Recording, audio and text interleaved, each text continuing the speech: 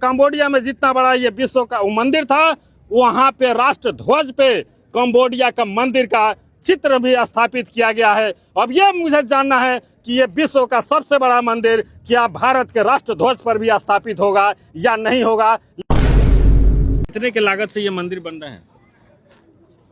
अभी मतलब कोई फिगर नहीं है, लेकिन हाँ लोग बोलते हैं 500-600 करोड़ खर्च हो जाएगा।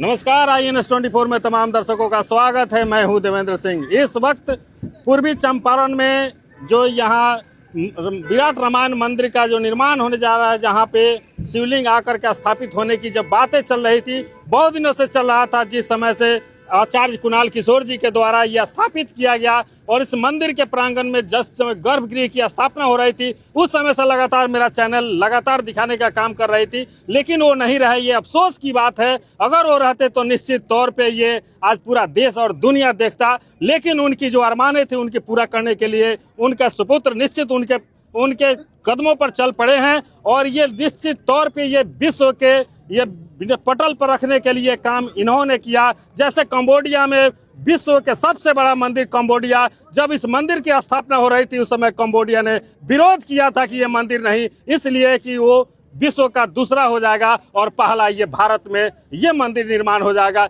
इसका स्थापना करने के लिए मैं एक बात जरूर और बताना था अपने दर्शकों को कि निश्चित तौर पर कंबोडिया में जितना बड़ा ये विश्व का मंदिर था, वहां पे राष्ट्र ध्वज पे कंबोडिया का मंदिर का चित्र भी स्थापित किया गया है। अब ये मुझे जानना है कि ये विश्व का सबसे बड़ा मंदिर क्या भारत के राष्ट्र ध्वज पर भी स्थापित होगा या नहीं होगा, लेकिन इस पर अभियान जारी लगातार रहेगी। मैं जानने की प्रयास कर रहा हूं कि कैसे कैसे यहाँ स्थापित किया जा रहा है, इस पर कुछ विचार दिया जाए। 17 तारीख को यहाँ पर 8 से 12 के बीच में पूजन कार्यक्रम रखा गया है। 10 से 12 के बीच में जो हवन कार्यक्रम जब चल रहा होगा, उसी दौरान शिवलिंग को यहाँ पर स्थापित कर दिया जाएगा। शिवलिंग के स्थापना के बाद यहाँ पर हेलीकॉप्टर से पुष्प वर्षा और जो प्रमुख स्थान हैं जैसे कैलाश मानसरोवर, गंगोत्री, यमुनोत्री, प्रयाग, अयोध्या में सरयू, इन जगहों से काशी, यहाँ से सब जो जल मंगाए जाएंगे उससे जलाभिषेक किया जाएगा। उसके बाद उस दिन का कार्यक्रम यहाँ पर समाप्त हो जाएगा। उसके बाद मंदिर निर्माण चलते रहेगा और 2030 तक निर्माण भी पूरा कर लिया जाएगा। किस तक ये फाइनल निर्माण पूरा हो जाएगी संभावना है? थोड़ा बहुत काम जो बचा रहेगा वो रहेगा, लेकिन मंदिर का प्राण प्रतिष्ठा 30 तक हो जाएगा। अच्छा सर, ये जब भी आते थे सर यहाँ, तो यहाँ चंपारण के लोगों के साथ भी मिलना जुलना बहुत सारी बातें हो रही थी, क्या इसमें लोग भी चंपारण के आपके साथ हैं? हम लोग जितने 9 जिला हैं जो आसपास के, पूर्वी चंपारण, पश्चिम चंपारण, गोपालगंज, सिवान, सारण, शिवहर, सीतामढ़ी, मुजफ्फरपुर, वैशाली, इन सभी लोगों को हम लोग यहाँ पर आमंत्रण भेजने का काम कर रहे हैं इस कार्यक्रम के लिए। सब लोग आएँ, अपना सुझाव रखें, भगवान के भक्ति में शामिल हो, तो इसी अपेक्षा के साथ सब लोग को बुलाया जा रहा है। एक अहम सवाल और है, जिस समय में यूपी में राम मंदिर की स्थापना हो या अयोध्या मंदिर की स्थापना हो रही थी, यही आचार्य कुणाल किशोर जी ने धनुष और तीर देने का काम किया था, वो भी सोने का। क्या यूपी और सब स्टेटों का यहाँ और भी जोगी जी का भी आगमन होगा? हम लोग आमंत्रण भेजेंगे, अब उनके ऊपर है कि वो लोग आए कि नहीं आए, लेकिन हम लोग आमंत्रण जरूर भेजेंगे उनको भी। और सब सहयोग कुछ मिल रहा है, ऐसा कुछ बातें हो रही है? अभी तो बाहर से किसी का सहयोग वैसा नहीं मिल रहा है, लेकिन ज़रूर अभी हम लोग जब शिवलिंग की स्थापना कर लेंगे तो लोगों से मिलेंगे, तब सहयोग मांगेंगे, तो ज़रूर मुझे ऐसा लगता है कि लोग सहयोग करेंगे। अच्छा, ये तो आप अचानक अपने पिताजी के जाने के बाद आपने इस कमान को संभाला है, आपको क्या क्या बाधाएं हो रही हैं इसमें? कुछ नहीं, कोई बाधा नहीं है, क्योंकि जितनी टीम बनी हुई थी, जितने ट्रस्टीज़ थे महावीर मंदिर के, सब लोग काफ़ी सहयोग करते हैं। उसमें हमारे विजय शंकर दुबे जी हैं जो पूर्व चीफ सेक्रेटरी थे बिहार झारखंड के, तो वो लोग काफ़ी सहयोग करते हैं। सब लोग बेटे की तरह प्यार करते हैं और जितने भी टीम है महावीर मंदिर की, सब लोग का भी सहयोग बराबर मिल रहा है, कहीं तरह से कोई दिक्कत नहीं आ रही है। कितने की लागत से ये मंदिर बन रहे हैं?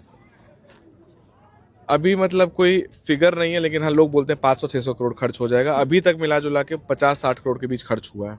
एक अहम सवाल और भी, जिस समय शिवलिंग चल दिया था यहाँ चंपारण के लिए, ये विराट रामायण मंदिर के लिए, ये कहा जा रहा था कि ये चंपारण में एक गोपालगंज पुल है जिस पर पार करना बड़ा मुश्किल है। दोनों जिले के डीएम और एसपी लगातार इस पर नजर बनाए रखे थे, लेकिन हिम्मत नहीं कर रहा था कि उस पुल को पार करे। अगर जाए तो धंस भी सकता था, लेकिन ये दैवीय शक्ति, इस चीज को लोग कह रहे हैं कि बहुत बड़ी शक्ति है कि वो पुल को कैसे पार कर गया, जिसका वजन सहने का 90 टन की है, लेकिन 200 टन का ये शिवलिंग कैसे पुल को पार किया है, इस पर आप क्या कहेंगे?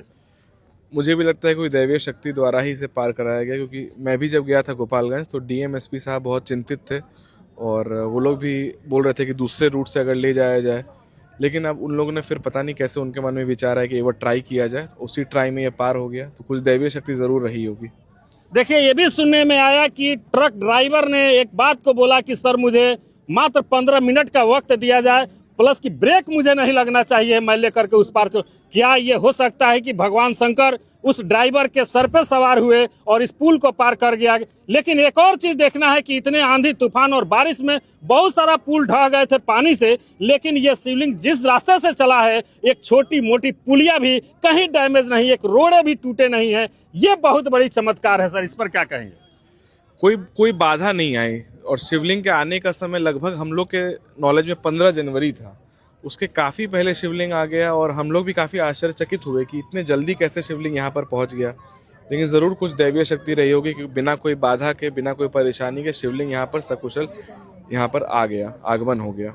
देखिए, ये तमाम सारी बातें जो जनता की थी, मैंने ये कहा, ये पीछे आप देख सकते हैं कि शिवलिंग पड़ा हुआ है, यह बहुत बड़ी शिवलिंग। और यहाँ एक बार मैं कैमरामैन से कहूंगा कि देखिए, वो वहीं पे लगेगा शिवलिंग जहाँ पे ये लगातार काम चल रहे हैं। लेकिन एक आप सभी लोग मेरे चैनल पर बने रहें, सब्सक्राइब और शेयर जरूर करें। लेकिन एक चीज मैं जरूर बता देता हूँ इस भारत के तमाम लोगों को कि जिस तरह इतिहास, आजादी का इतिहास चंपारण के बिना नहीं लिखा जा सकता है, उसी तरह धर्म और सनातन का इतिहास ये विराट रामायण मंदिर और आचार्य कुणाल किशोर जी के से यह स्थापित किया जाएगा। निश्चित तौर पर ये भी चर्चा का विषय रहेगा। और लोगों से मैं मांग करूंगा, जिस तरह कंबोडिया के राष्ट्र ध्वज पर एक मंदिर का निर्माण और विश्व का बड़ा मंदिर उसका एक चित्र है, उसी तरह विराट रामायण मंदिर का भी चित्र जरूर होना चाहिए। आप इस पर तमाम लोग कमेंट बॉक्स में जाकर के अपनी राय जरूर दीजिएगा कि या ये राष्ट्र ध्वज पर यह चित्र होना चाहिए